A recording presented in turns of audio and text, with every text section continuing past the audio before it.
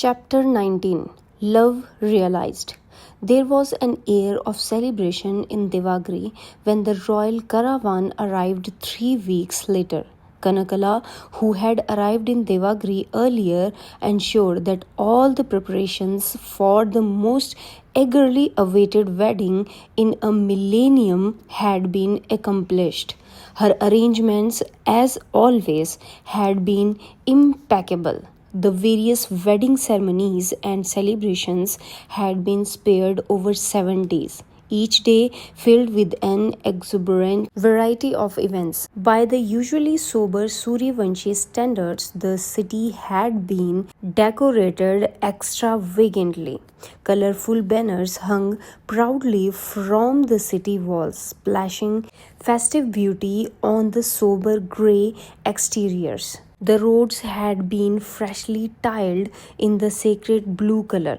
All the restaurants and shops served their customers free of charge for the 7 days of revelry, subsidized at state expense. The buildings had been freshly painted at government cost to make Devagiri appear like a city that had been established the previous day.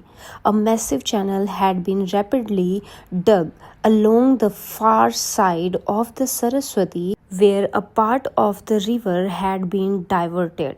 The channel was in the open in some parts and went underground in others. Filters injected a red dye into the water as soon as it entered the channel and removed it just as efficiently when the water flowed back into the river. The channel formed a giant swastika, an ancient symbol which literally translates into that which is associated with well-being, or very simply a lucky charm. From any of the 3 city platforms, a Meluha could look in reverence at the enormous impression of the revered swastika in the royal red Suryavanshi color formed by the flow of the holy Saraswati.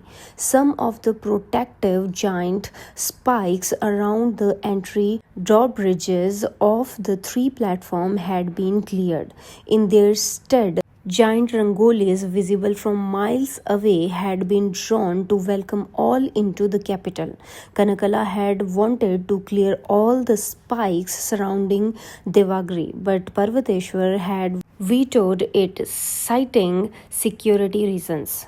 Elite families from across the empire had been invited to attend the festivities. People of distinction, ranging from governors to scientists, journals to artists, and even sannyasis, had trooped into Devagiri to celebrate the momentous occasion. Ambassadors of eminent countries such as Mesopotamia and Egypt had been given permits for a rare visit to the capital of Meluha. Juleshwar had cannily used the distinctive honor granted to ambassadors to regale some additional trade quotas. Brihaspati had come down from Mount Mandar with his retinue. Only a skeletal security staff of Arishtanemi soldiers had been left behind at the mountain. It was the first time in history that 7 days would elapse at Mount Mandar without any experiments.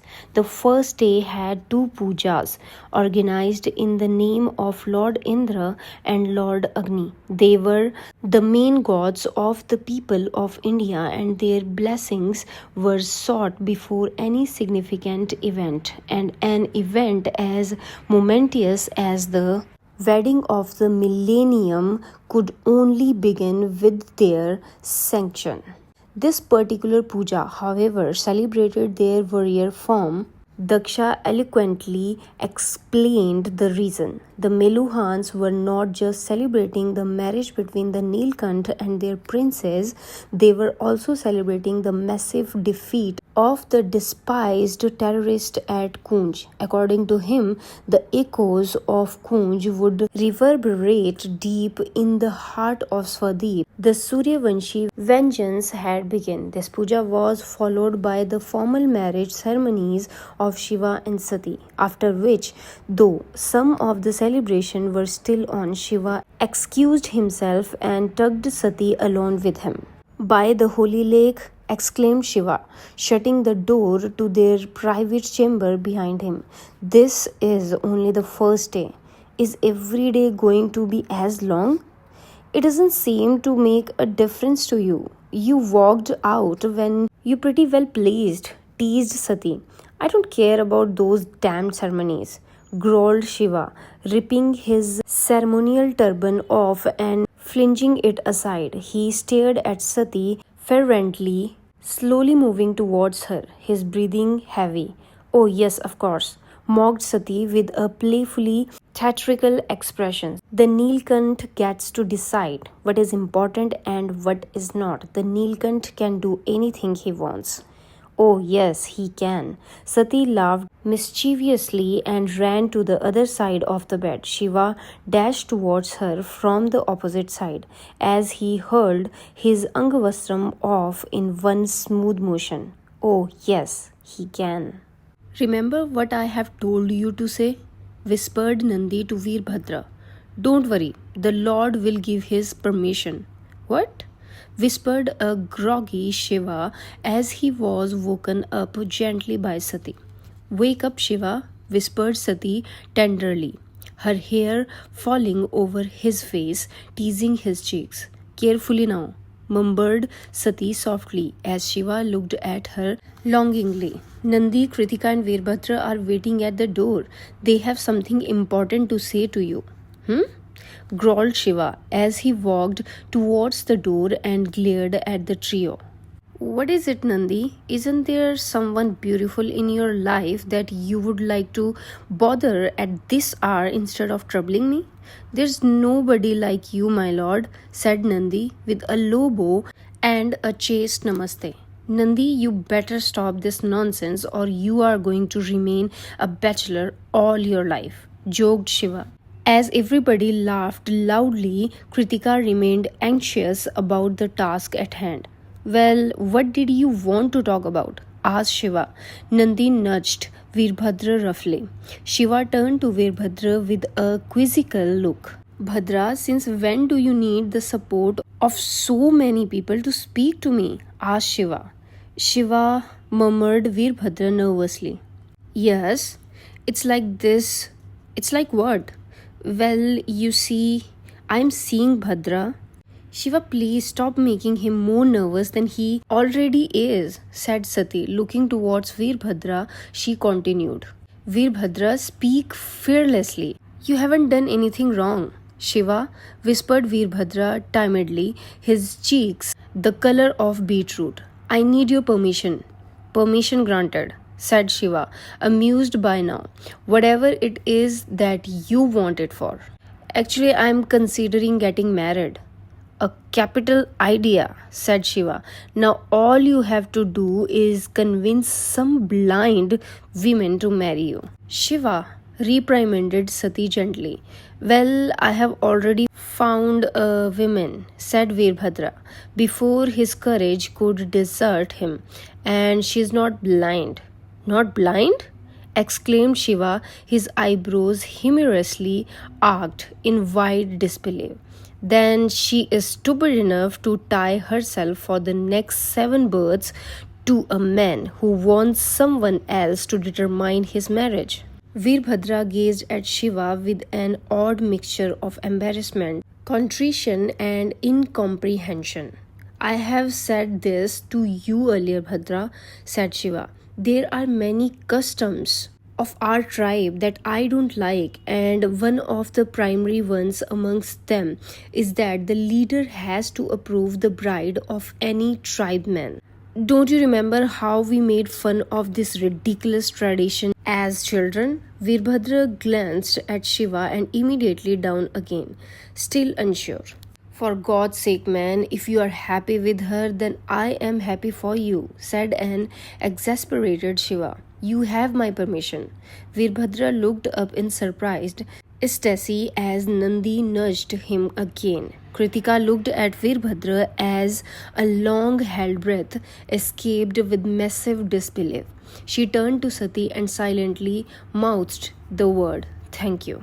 Shiva walked toward Kritika and hugged her warmly. A startled Kritika held back for an instant before the warmth of the Nilkant conquered her Suryavanshi reserve. She returned the embrace. "Welcome to the tribe," whispered Shiva. "We are quite mad, but at heart, we are good people." "But how did you know?" said Veerbhadra. "I never told you that I loved her." "I am not blind, Bhadra," smiled Shiva. "Thank you," said Kritika to Shiva. "Thank you for accepting me." Shiva stepped back and said, "No, thank you. I was always concerned about Bhadra. He is a good, dependable man, but too simple-minded about women. I was worried about how married life would treat him, but there is no reason to worry anymore." "Well, I too want to tell you something," said Kritika. "I had never believed in the legend of the Nilkant, but if you can transform Meluha like you have transformed my lady, then you are worthy of even being called the Mahadev." "I don't want to be called the Mahadev, Kritika. I love Meluha as much as I love Sati. I will do all that I possibly can." Turning towards Veerbhadra, Shiva ordered, "Come here, you stupid oaf." Veerbhadra came forward, embraced Shiva affectionately, and whispered, "Thank you." "Don't be stupid. There's no need for a thank you," said Shiva with a grin. Veerbhadra smiled proudly. "And listen," snarled Shiva in mock anger. "You are going to answer to your best friend over the next chillam we share on how you dare to love a woman for so long without even speaking to me about it." Everybody laughed out loud. "Will I good batch of marijuana make up for it?" asked Veerbhadra, smiling. "Well, I will think about it." "Doesn't she look tired?" asked a concerned Ayurvati, looking at Sati. Sati had just gotten up from the prayer platform as she and her mother had been excused for this particular ceremony. This was only for the bridegroom and the father of the bride. The Pandits were preparing for the puja, which would take a few moments. "Well, it has been 6 days of almost continuous celebrations and pujas," said Kanakala, "though it is the custom that all this be done for a royal wedding. I can understand her being tired." "Oh, I wouldn't say it has anything to do with the 6 days of pujas," said Brahaspati. "No?" asked Kanakala. "No," answered Brahaspati mischievously. "I think it has to do with the 5 nights." "What?" exclaimed Ayurvati, then blushed a deep red as the meaning of Brahaspati's word dawned on her. Parvateshwar, who was sitting next to Kanakala, glared at Brahaspati for the highly improper remark. Brahaspati guffawed as the ladies giggled quietly. An assistant Pandit turned around in irritation, but on seeing the seniority of the Brahmin sitting behind him, he immediately swallowed his annoyance and returned to his preparations. Parvateshwar, however, had no such compunctions. "I can't believe the kind of conversation I am being forced to endure." He rose to walk to the back of the congregation. This made even Kanakala and Ayurvati chortle. One of the senior Pandits turned to signal that the ceremony was about to begin, making them fall silent immediately. The Pandits resumed the invocations of the shlokas. Both Shiva and Daksha continued to pour the ceremonial ghee into the sacred fire at regular intervals while saying swaha. In between two successive swahas, there was enough time for Shiva and Daksha to talk softly to each other. They spoke of Sati and only Sati.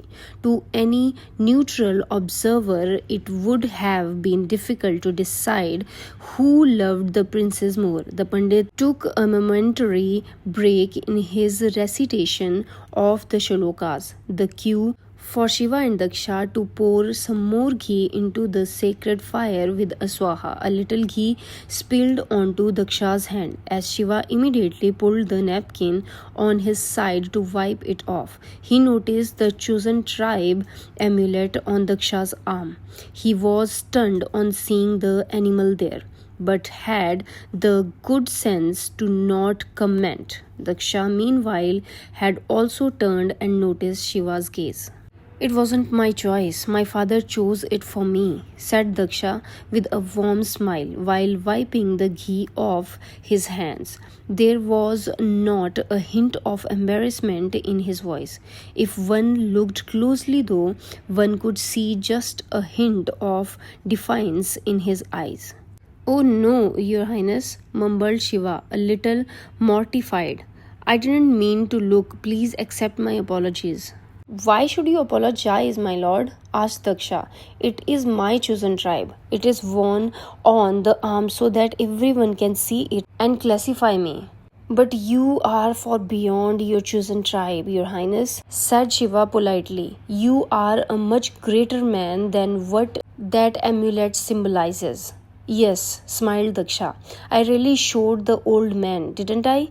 The Nilkant did not choose to appear in his reign. He came in mine. The terrorists were not defeated in his reign. They were defeated in mine. And the Chandravanshis were not reformed in his reign. They will be reformed in mine.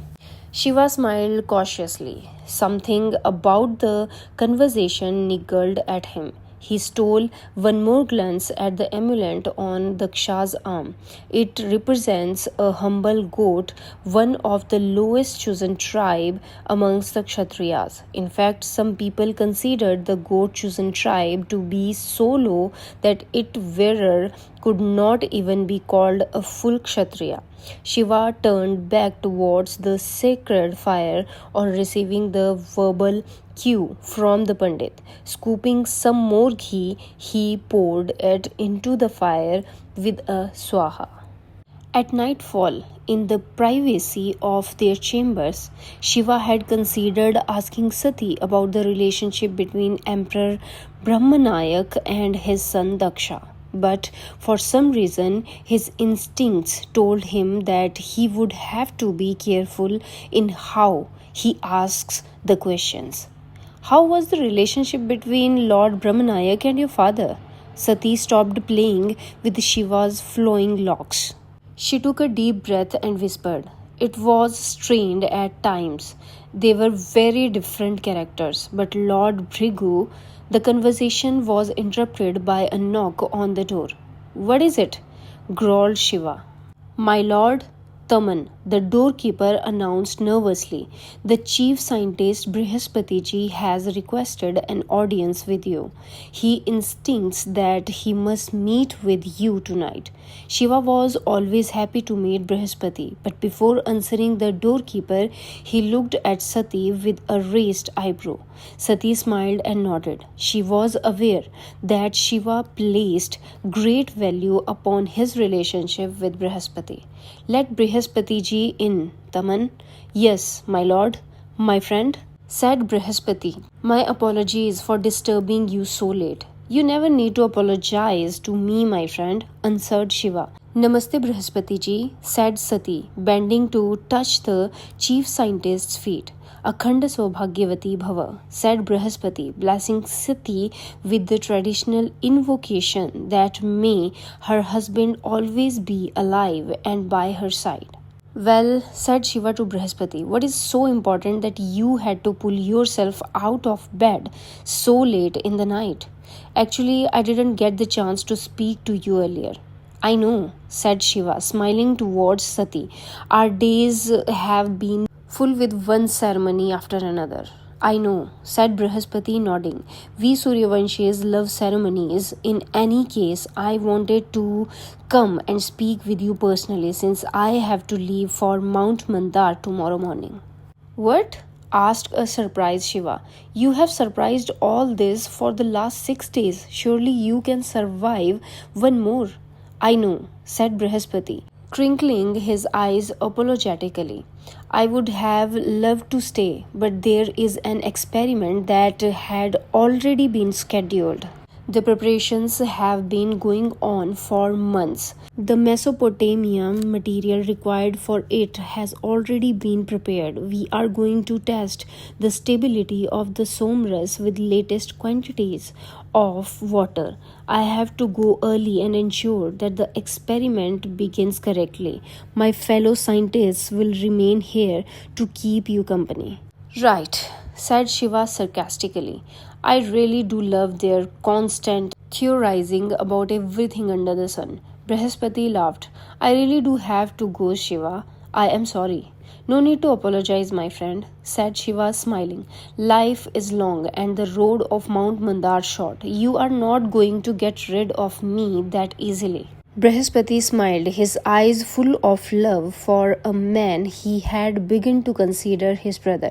He stepped forward and hugged Shiva tightly. Shiva was a little surprised. It was usually Shiva who would move to embrace Brihaspati first, and Brihaspati would normally respond later, a little tentatively. My brother, whispered Brihaspati.